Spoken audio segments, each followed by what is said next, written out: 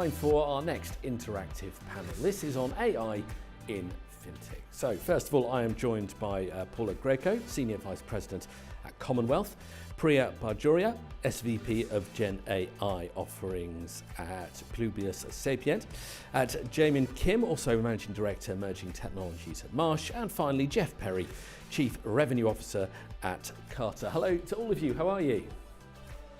Wonderful, how are you today? Yeah, really great, good, thank you. Hello, hello. Right, it's nice when we get people back from the networking break bright and early.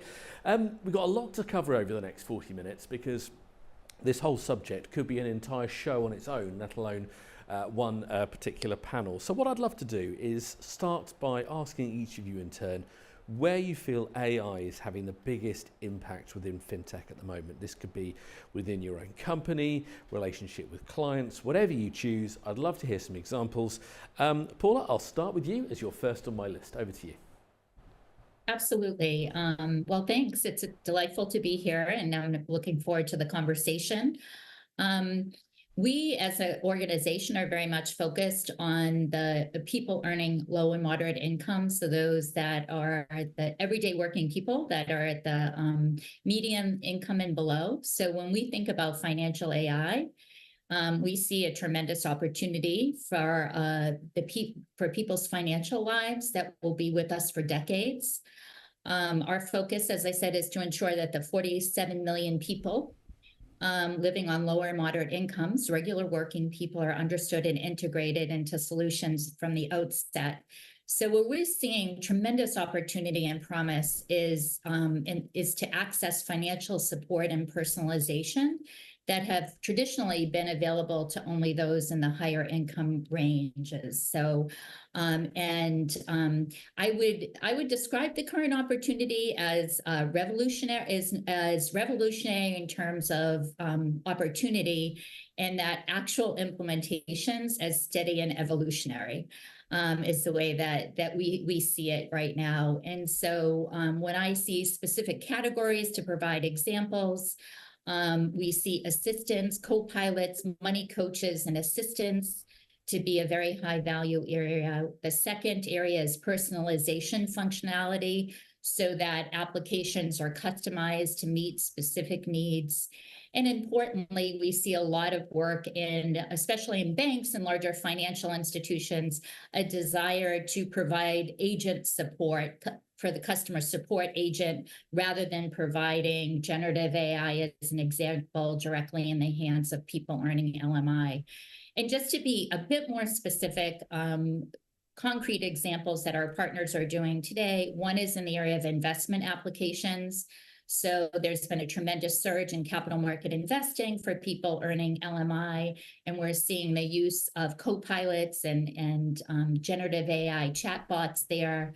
We're seeing it in the workplace around workplace benefits, and anywhere you need to navigate complex programs and processes is an area that we're seeing pilots. We've done a lot of field testing in banking with some of the chatbot providers that are out there, and really seeing some true generative AI money coach type functionality. As I said, that the customer service assistant to customer service agent is where the most interest in an adoption is in some of the larger organizations. Paula, thank you very much. Priya, I'll come to you next. Your thoughts, some of those examples that you'd want to surface. Thank you, Neil. From my perspective, Gen AI is having a significant impact on accelerating software development and modernizing legacy applications. As we know, if you look at the data for the global 2,000 firms, there is an accumulated amount of $2 trillion in tech debt, and financial services firms are no exception. As we know, tech debt helps it is actually burdening our clients with a lot of reduced innovation, draining budgets, and not being able to bring new solutions to their customers with the agility that they might like.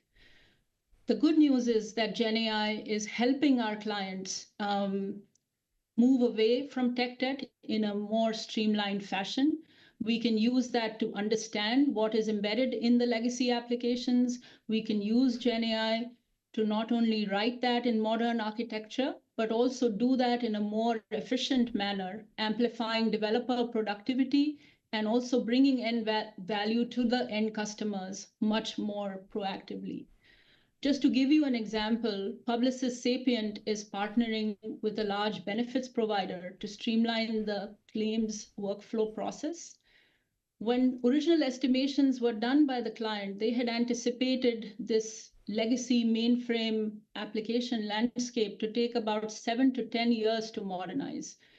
And using Slingshot, which is our proprietary agentic AI platform, we are already on a journey with this client to do this in a third of the time, so like less than 3 years.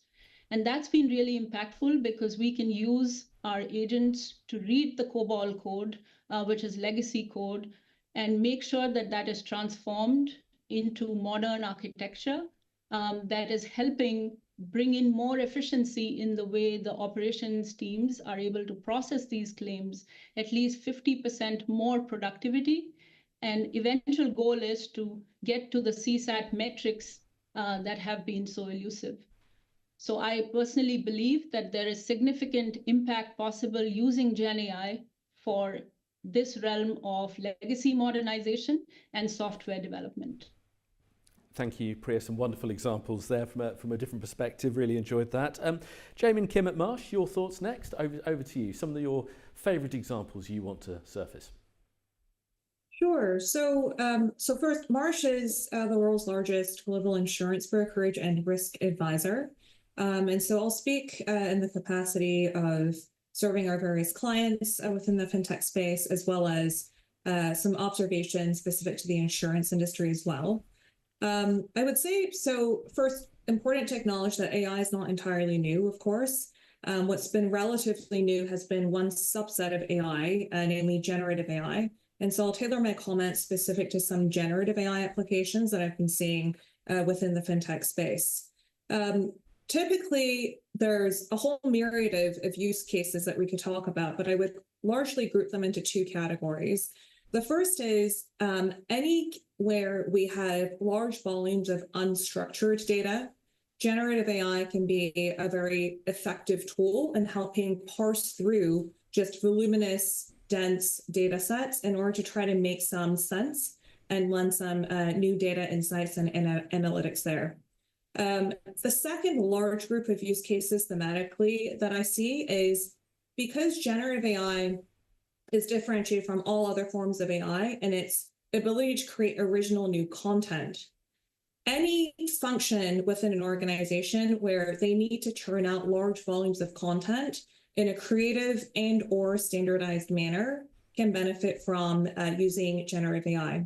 So a couple of concrete examples where these two kinds of broad themes of generative AI applications can have an impact include on the customer-facing side, any kind of customer engagement role where I've seen generative AI being paired with other technologies from predictive AI to robotic process automation to help summarize for customers in an engaging way and an efficient way what the data and analytics team, for example, may have uncovered in claims processing, for example.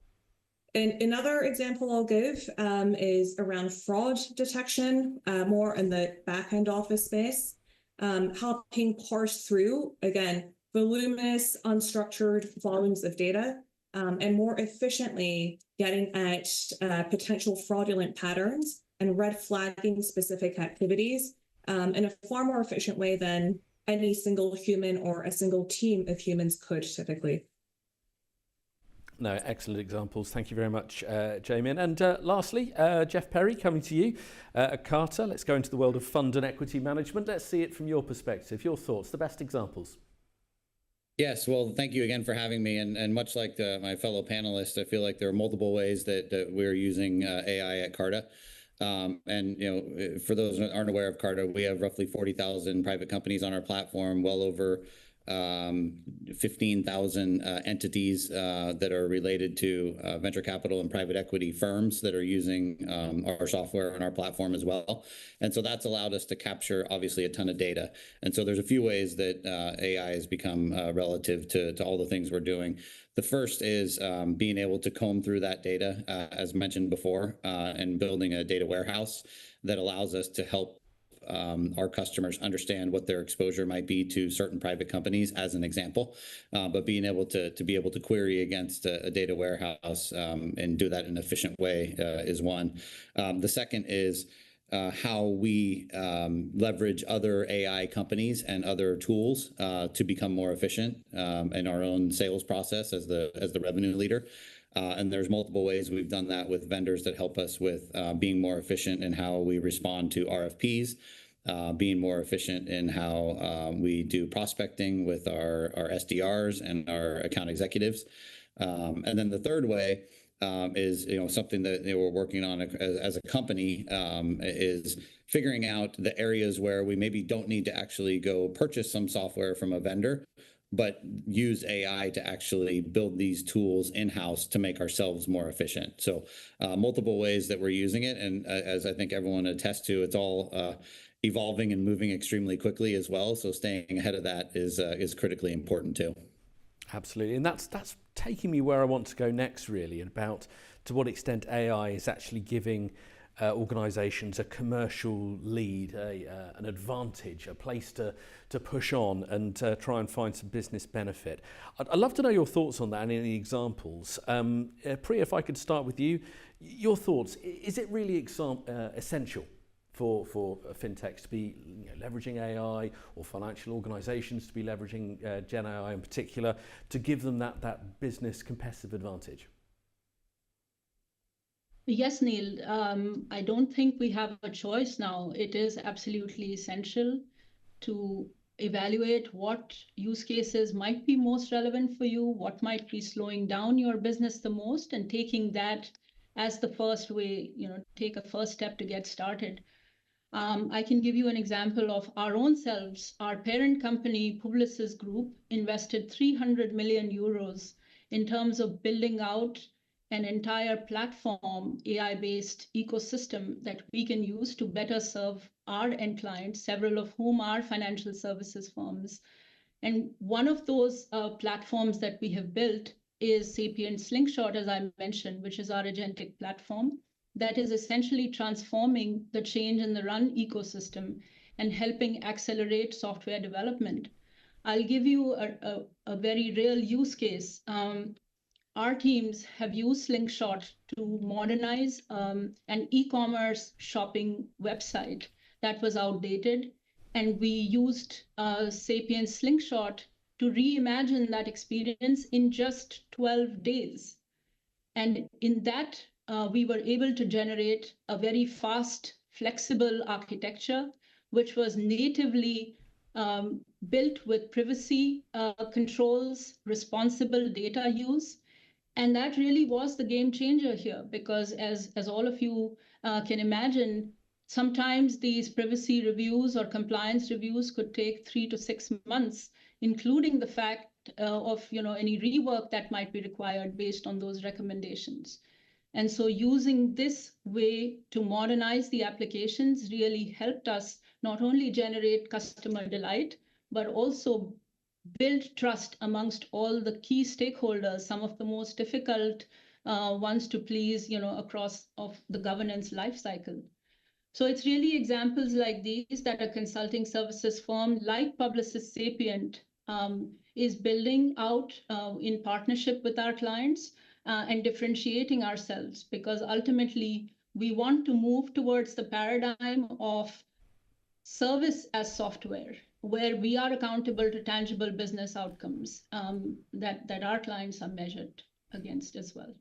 And that is also why I'm always keen to get a consultation view on these panels, because you work with so many different clients, with so many different needs, with so many different demands. You do get a nice broad scope. Jamin, if I could come to you next, please. Your thoughts on that, about the need to maintain that competitive advantage and the role AI plays in that. So I agree with Priya. It's absolutely essential.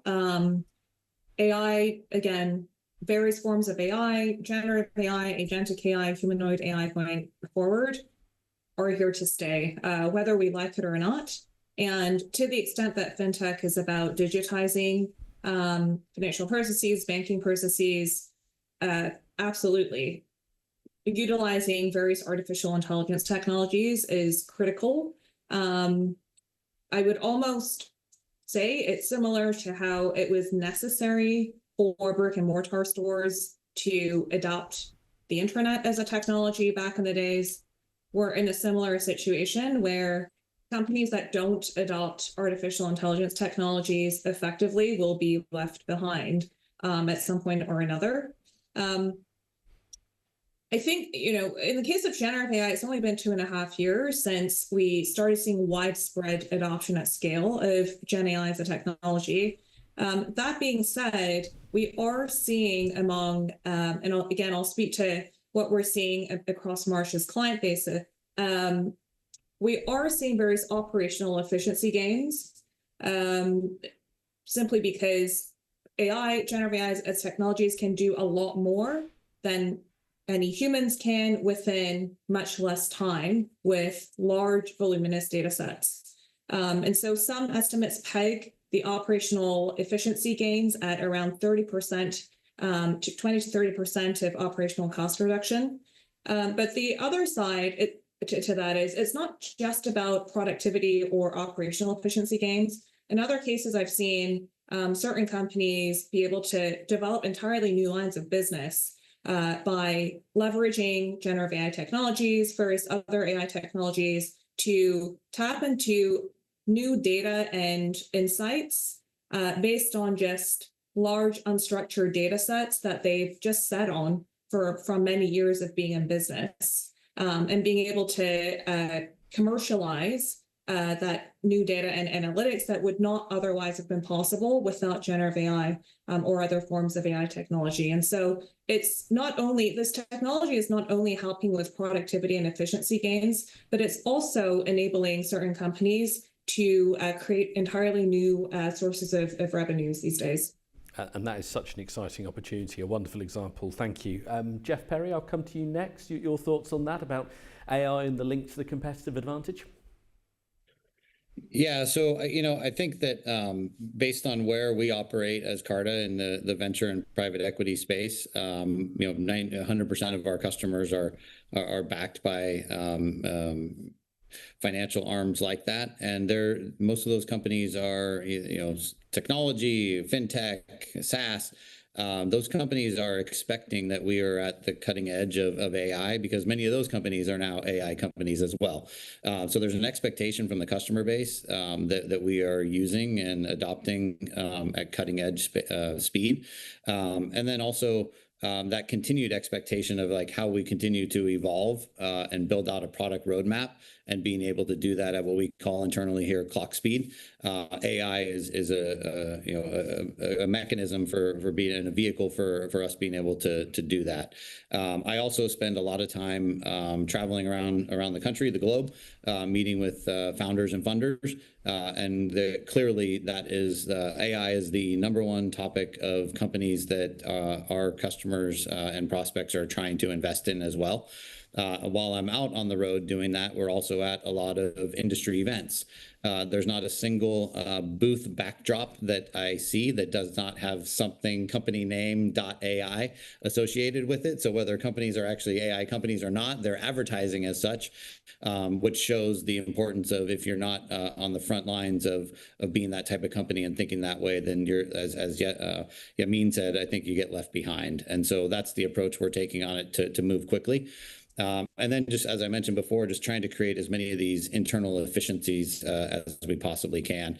And in my example as a revenue and sales leader, if I can get, I recently was shared a tool that we're going to start using here, and if I can get 8x productivity from and efficiency from a single SDR, then it's a question of Do I need less SDRs to help with prospecting, or do I repurpose SDRs or those functions in a different way to become more productive while I'm getting the 8x return on the one or the folks that we already have as part of the team? So this is moving quickly, and we're figuring out like what the appropriate technologies are to adopt and how quickly we can do that to be as efficient and effective as we possibly can.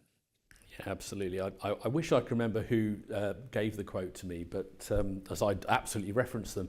But talking about where we are in terms of the journey of Gen AI, it's not as if we're in the spring of this technology. The Christmas decorations aren't yet down. It's that early. It's that new, and we're still learning as we go. And whoever said that quote to me, I do apologise. It's a wonderful quote, and I use it all the time. But I think it pretty much puts the point across. Paula, I'll come to you last on that one. You're obviously approaching this from a slightly different perspective. Your thoughts and reflections on all you've heard over the last few moments there.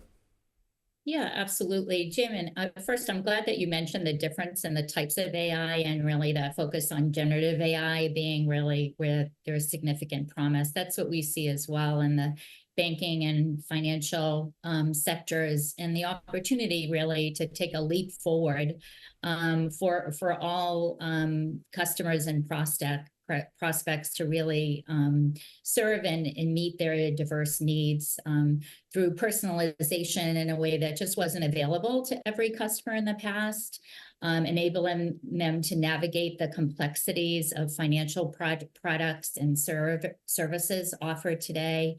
Whether that be demystifying investing, capital market investing, or completing a 529 college application, or navigating your way through the complexities of workplace benefits.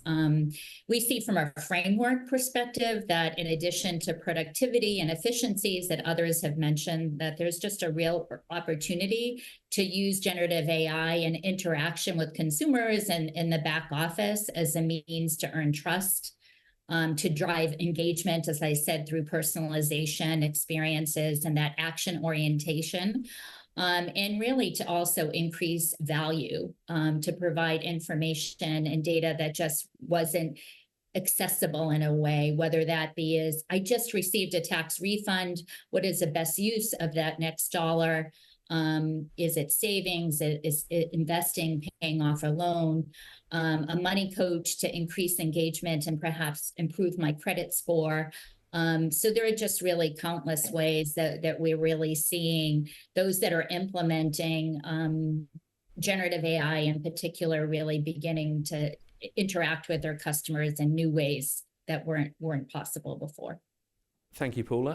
Where I'd like to take things next is something we've briefly touched on a couple of occasions, but not really got stuck into yet, and that's talking about the cyber security side of things here, because we all know hackers are using forms of AI to break into systems, or at least try to. It's turned into something of an arms race, I think, the bad actors and vice versa. I'll start with you, Jamin, if I can, on this. Your thoughts, how do we win this particular AI arms race and make sure our systems are safe, our customers are safe, our clients are safe? What are your thoughts? Sure. So, I mean, so far we've been talking about the benefits or the opportunities that pertain to AI and generative AI, but certainly this is just a technology. It's just a tool that can be used by both good actors as well as bad actors. And so we are seeing threat actors using various forms of AI. More recently, significant activity around generative AI being used for automated phishing scans, propagating malware, polymorphic malware, hyper-realistic deepfakes that are leading to fraudulent wire transfers, to mention a couple of examples of how this tool is being used in quote-unquote bad ways. But at the same time, I'm quite optimistic. There's something known as the defender's dilemma, which gets at what's historically been an asymmetric relationship between the good guys and the bad guys, in the sense that the good guys need and continue to need to protect against every single potential vulnerability, whereas the bad actors just have to find one vulnerability and be able to exploit that vulnerability. And the reason why I'm optimistic is, I think as we make further advancements within the artificial intelligence landscape, we can actually now equip the good actors to overcome that asymmetric relationship that historically dominated in this cybersecurity landscape, where we can actually overcome some of the human limitations. And in lieu of using just human-based good actors, we can deploy artificial intelligence technologies to help automate identification, monitoring, and response to potential vulnerabilities that threat actors might exploit. And so this actually presents an opportunity for the good guys to turn that asymmetric relationship on its head, make it that much more difficult for threat actors to be able to gain the advantage simply by hacking into one vulnerability. So what this requires is appropriate and effective use of artificial intelligence-driven anomaly detection systems, being able to also have an appropriate human in the loop, as we will rely on artificial intelligence technologies increasingly going down the road. But at the same time, we need to be careful that we're not overly reliant on AI, which again is just a technology and might commit various errors. And so an appropriate pairing of using artificial intelligence technologies against threat actors, complemented by appropriate human expertise and oversight, is going to be critical in winning this quote-unquote arms race. I really enjoyed your perspective on that, particularly that change in dynamic of that relationship. As you said, it was asymmetric. Really, that's the first time I've heard it explained in that way, and I've had this conversation quite a few times. So thank you very much for that, Jamie. Jeff Perry, if I can come to you next at Carter, your thoughts on that AI security arms race? Yeah, very much like Yamin said, we're focused on the cybersecurity piece of this. I spent majority of my time on revenue, but I've spent a lot of time talking with our Chief Information Security Officer on this to get his thoughts as well. And it very much boils down to, I think, just a couple things. Again, moving very quickly. And not everyone has the maybe appropriate intent in how to use AI, and some bad actors are using it in other ways. And so how do you make sure like you stay in the arms race, as we've called it, to make sure that you're best defensed against it? And you're probably not ever going to actually win that cycle, but be best prepared to make sure that you're secure and safe. And so we're doing that a couple ways, leveraging AI and tools in our cybersecurity stack to make sure that we're safe and secure. The second being incorporating AI if and when there is an incident to respond to. And then the third, and I think maybe in our case, the most important, because transparency and security is the most important thing to earn trust of our customer base, is making sure that we've also educated and enabled our people and our employees are understanding where there's potential risk and what we need to defend against, help them understand like where they can use AI, where it's safe, where it isn't, how to be responsible in using it. And generating content or being mindful of where handling sensitive data in generating content is important. So I think the bottom line is for us is you're not going to win the arms race, but leveraging AI to be as resilient as we possibly can, or better than we were yesterday in doing so. And if you're not incorporating into that strategy, then I think the adversaries will likely have their upper hand on us. Thank you, Jeff. Paula, if I can come to you next, your thoughts? Yeah, absolutely. I think my fellow panelists have covered a lot of the landscape and what some of the tools and processes are to address cybersecurity concerns, which have always existed, right? It's just at a new and more significant level, and the pace and iteration of security threats is ever increasing. What we can add, and what we see very frequently, both on the provider and the consumer side, is that it is a repetitive theme when we do any of our research with consumers, or also in conversations with providers, that this idea of data security is an obstacle and a barrier to moving forward because of concerns about trust. So it really just emphasizes that this is, known not just obviously within the sector generally, but consumers are acutely aware of the need to address the data security issues, and also have confidence in their providers if they have an ongoing relationship with them to do so. Thank you, Paula. Lastly, I'll come to you, Priya Pajuri at Publicis Sapient. Your thoughts on the AI security arms race, as we seem to have called it now. It's a nice term. Let's go with it. Yeah, let me address it in two aspects. One is on the application side, and the other is the infrastructure. And my panelists have spoken about, both of those. So on the application side, just taking the theme of legacy applications that I've spoken about, in my mind, those are the most vulnerable to cyber attacks. And that's a loophole that needs to be plugged immediately. The good news is that as we are using GenAI to modernize these applications, the code that is being generated is more comprehensively tested using the methodologies that we have, behind GenAI, as well as just the code that is written is more performant, and it has 100% less security vulnerabilities compared to that code if it was written by a human. And so I think those are really things that we need to capitalize on, which is the capability that GenAI offers. On the infrastructure side, I will give you an example based on 2 retail banks where Publicis Sapient is partnering with them to set up the entire GenAI infrastructure inside the organization. Think about it as laying the highway on which we can run these GenAI platforms and solutions and use cases. And so in both of these cases, in line with their AI governance charter, what we have come up with is specific things that can be and cannot be done. An example of that is the fact that your data that is secure inside your environment has to stay secure. Like that's a non-negotiable.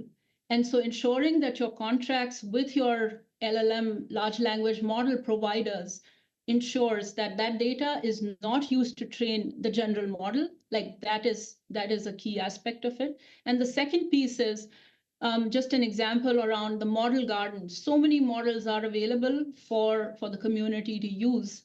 And so just being very specific in terms of which models are authorized for use that meet the criteria that we've laid out and the guardrails that we have identified. So I think those are the 2 ways that we are helping our clients address this aspect and very important aspect of cyber attacks. Thank you very much. We are rapidly running out of time, and I still want to cover off a little bit on implementation and the challenges there, and also a quick look to the future as well. So if we can keep the next set of answers a little punchy, I'd be grateful just to try and get both of those subjects in. So where I'll start with implementation is about the challenges of implementing and embedding AI into different areas of fintech and insurtech technology. Jeff, I'll start with you if I can. What are those main challenges and blockers that you see? And I guess quickly, how do we overcome them? Yeah, so the challenges are vast. We were a startup that became a bigger company through growth. We still have a startup entrepreneurial spirit as part of the company, and that means there are people out there looking for where and how they can best use AI and where it implements and fits into our current stack. As I mentioned earlier, like transparency and trust is the most important thing for our customer base. And so we've created an internal process to make sure that all AI tool requests have been funneled through an operations team that has to vet that request to make sure it's something that fits into our overall chief information security officer strategy as well. So it's really important to make sure that we withhold that high standard of security. And that's what we'll be focused on, while also still promoting that entrepreneurial spirit of keep testing the market of where and what we can use to become more efficient. And I would say that's also how I feel about the future. To answer that part of it is excited. Who knows where this will keep going and the different opportunities that it's going to unlock for all of us. We're not using this as a way to reduce headcount in any way. We're using it as a way to make all of us more efficient and figure out how we can all be more productive with the use of AI. So myself and the entire company are enthusiastic about where this goes for the future. Thank you, Jeff. Paula, I'll come to you next. Yeah, We see a tremendous amount of potential and interest in the use of AI within the fintech and financial services sector. One of the biggest concerns we hear consistently from providers, more than on the consumer side, is concerns around the unpredictability of generative AI, whether it be jailbreaks or inaccurate information, whether that be perception in some cases or reality. It still is an ongoing concern. So understanding how to safely use the technology, and in particular for financial services and banks, we see a real interest in the back office as a place to start. So providing an AI assistant to a customer service agent, for example, or having checks in QA places when it is directly in the hands of the consumer to ensure the accuracy of data. Is one area that I would say. And then the second is regulatory requirements and concerns like investing, for example, investing apps, ensuring that you can't give an advice as an investing platform. So where those lines are when you're using things like co-pilots and AI assistants. Thank you, Paula. Priya, I'll come to you next. I'd like to talk about a couple of things. The enthusiasm around AI has led to a proliferation of AI tools. Several of the panelists also spoke about those. So I think it's important to look at it holistically and find something that can be contextualized for your organization across the entire software development lifecycle, as well as on the process redesign side. Because if you're not able to show proof of value to your customers, I think that's really essential to make sure that you're embedding AI across your architecture, your business logic, your data, and showing that as a steel thread that this can generate business value, and then using that to create more momentum around it. It's also important to build around AI and not top of your existing workflows, because that's what will give you the transformational shifts. We spoke about governance. That's completely non-negotiable. The sooner we are able to bring different stakeholders on the same page and have an approach around it, that will be critical. And then the final piece I will speak about is on the upskilling and the change management, the human aspect of it. This is one of those seismic shifts that cannot be successful unless every employee is a part of it. And so just making sure that everybody comes along is a key part of it. I'll just give a quick example in terms of how we are using it internally in our marketing team within Publicis Sapient. We actually redesigned the flow to use AI agents. So as an example, we were able to use agents to do the journey mapping, to do the asset creation, the segmentation, and the role of the marketeers then became more like orchestrators or the editors versus being the producers. And that really helped bring us a shift and the productivity benefits of 30 to 50%. And more importantly, the scale at which we were able to engage using these assets, that increased 7x times. So in my mind, the future of that is really bright. And metaphorically speaking, AI is offering us these superhero suits, if I can call it that. And with great power comes great responsibility. And so as humans are donning these superhero suits, it is super interesting to see how average human expertise will become amplified, and we will become more productive both in our personal as well as professional lives. I really, really like that analogy, Priya. Thank you. And Jamie and Kim at Marsh, I'll give you the final word on this. Well, I think there is two key challenges of implementing AI. The first is around data. So without data, there is no AI. And yet most organizations don't know where all of their data sits, let alone where the high quality data sits or where the low quality data sits. And so without being able to precisely identify what kinds of data and where that data sits, it's not going to be possible for organizations to really utilize AI, generative AI technologies to their full potential. But the second key challenge I find is there's a trust issue when it comes to especially generative AI. when we think about hallucinations, the error rate of these models will always be above 0%, most likely. And so there is a tendency for anyone using generative AI models to think that because this is technology, it should be error-proof. That's a fundamental misconception, because we're now talking about technologies where the error rate is always going to be above 0. And so from that end, Marsha's been doing a lot of work looking at risk management best practices that can be proactively implemented across not just your technical and cybersecurity controls, but also your process, governance, contractual liability controls, as well as some of the people, education, and training controls that all need to be complementary to each other and implemented comprehensively ahead of an organization making critical business decisions to invest and implement in generative AI.